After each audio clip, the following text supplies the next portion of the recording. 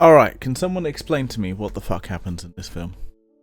Because I've got no fucking idea. I bought this because Matt said, hey, get this film. It's bad. And I'm like, boy, that's all the encouragement I need. I will obviously buy a bad film.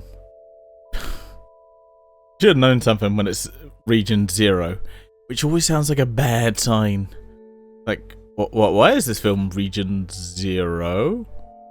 What is going on here? Why?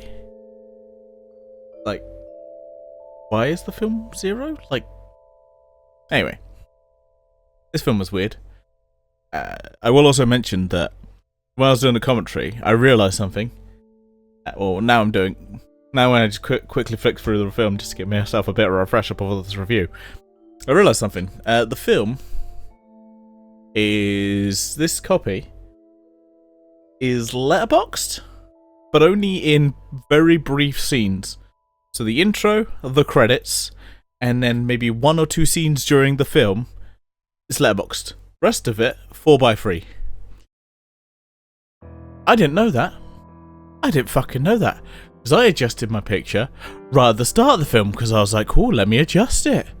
This is letterboxed. So let me just adjust it so that it fills the full screen. Yeah. I'd rather have that than it just had this weird little letterbox in the middle of the screen. Just, boop, there we go. Perfect. Didn't realise I was cropping out part of the screen. Because why would I fucking know that? Why the fuck would I know that? That the film is mostly in 4x3. What the fuck? What the fuck? So, yeah. That annoyed me, that... Because I don't like buying stuff. Like, I bought this from America, this British show, because for some reason when we released on Blu-ray over here, it was cropped. That's why I bought Thunderbirds on fucking, from America. It's the weirdest thing when you have to import a British show from America. But yeah, so this film is... I kind of thought it was a little bit like, zombie-like, because I was like, oh, look at that picture. The poster kind of gives, the kind of idea there's like zombies. No. Nope, not that. And also like Evil Rises. I feel like they've gone for like a very, very Evil Dead font. It's a weird one. It is cheesy, very poorly acted. The film just starts off with like, oh no, go out, everything will be fine. But basically the parents are like, oh, everything will be fine.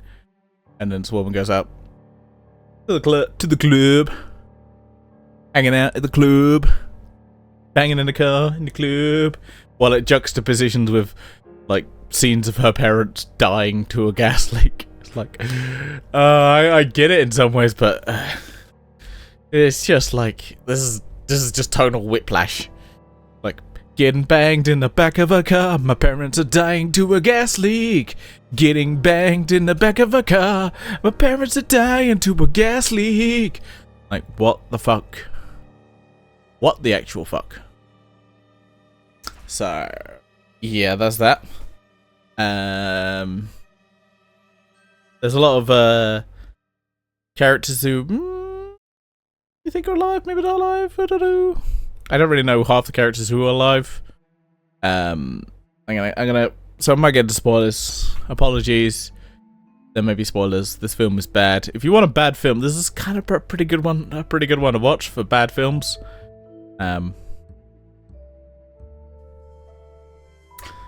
It feels like a kind of almost like a daytime horror.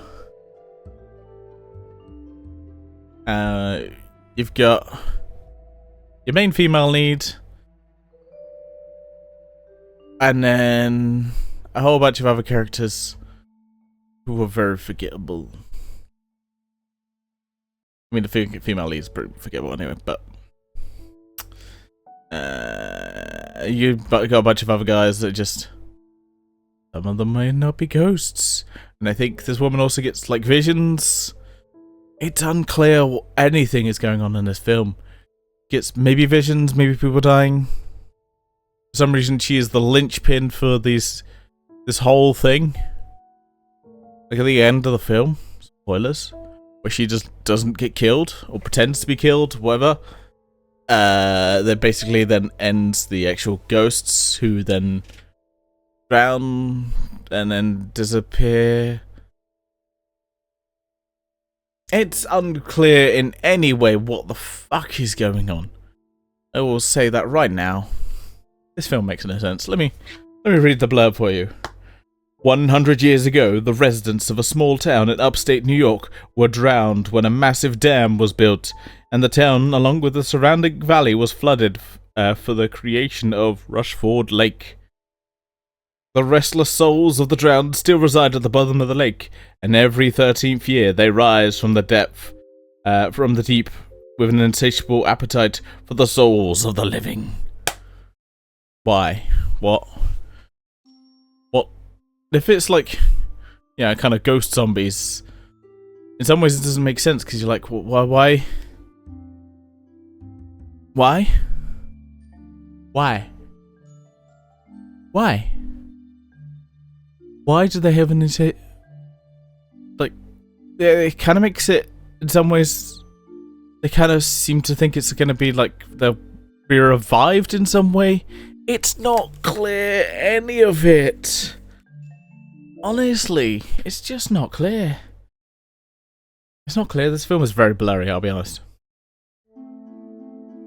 For a DVD. Bad quality as well. It is honestly. I don't know who originally made it. I feel like it doesn't have a Wikipedia page, which is, I feel like it's always a bad sign. It's always a bad sign. I don't know who made it. Got a 2.6 out of 10 on IMDb.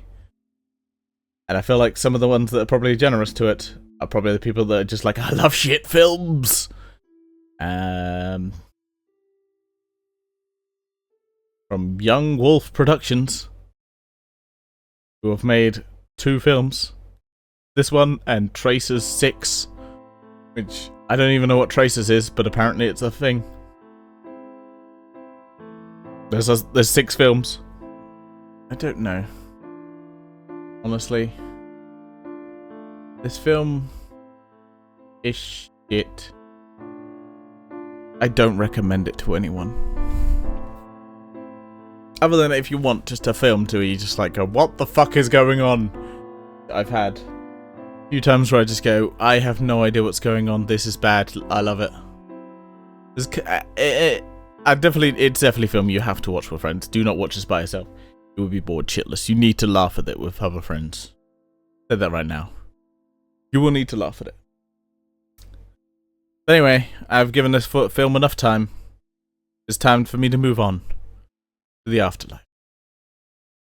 No, it's time for me to take a break. Not really take a break.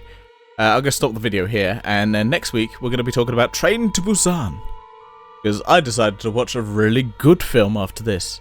Spoilers, it's fucking amazing.